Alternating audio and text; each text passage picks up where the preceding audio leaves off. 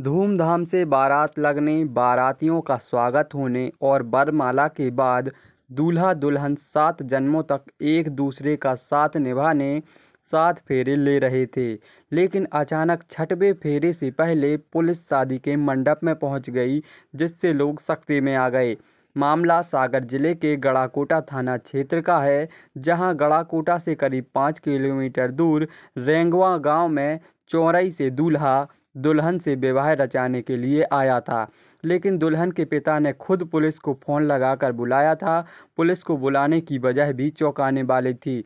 दुल्हन के पिता का कहना था कि उसकी बेटी नाबालिग है और उसके कई बार रोकने के बाद भी मां बेटी की शादी कर रही है। मौके पर पहुंची टीम ने काफ़ी मशक्क़त के बाद बारातियों को समझाया, लेकिन वे समझने को तैयार नहीं थे।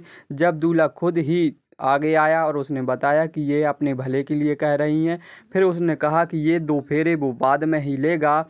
जब दुल्हन 18 साल की हो जाएगी तब वह धूमधाम से शादी करेगा और इसके बाद विदा करके ले जाएगा।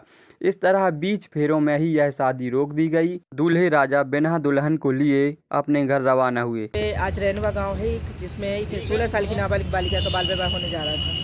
इस बाल विवाह में इसके कॉलर जो थे उसके स्वयं पिता थे। पिता द्वारा ही हमें कार्यवाही की जानकारी दी गई थी कि ऐसी ऐसी हमारी बालिका की उसकी माँ ज़बरदस्ती शादी कर रही है और ये शादी रात में थी, पर हमें यही पता था कि रात में होना है।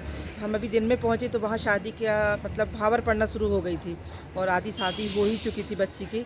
जब हम वहाँ पहुँचे तो भीड़ इतनी ज़्यादा थी कि लोग बिल्कुल हमें बहुत ज़्यादा परेशान भी कर रहे थे कि बता ही नहीं रहे थे कि लड़की बोली पढ़ी लिखी नहीं है, कोई मार्कशीट नहीं है, कुछ भी नहीं है। पर जब हमने वहाँ जाके उन लोग लड़की को बुला के उसके दस्तखत लिए तो उसमें सबसे पहले तो यही भेद खोला झूठ का कि लड़की पढ़ी लिखी है, 7वीं तक पढ़ी है बोले।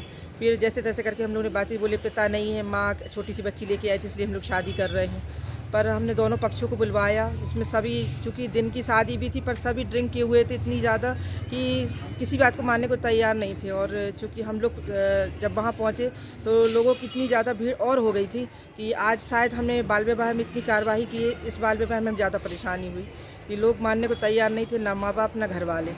और जब हमने बहुत मेहनत की और जाके उनको समझाई दी और लड़की को बुला के समझाया, जब दूल्हे ने उसमें ये बोला कि नहीं नहीं आप सही बोल रहे हैं और हमें ये शादी नहीं करनी चाहिए और दूल्हा मान गया, इसके बाद ही घर लड़की पक्ष वाले माने। इस तरह हमने ये बाल विवाह रोका।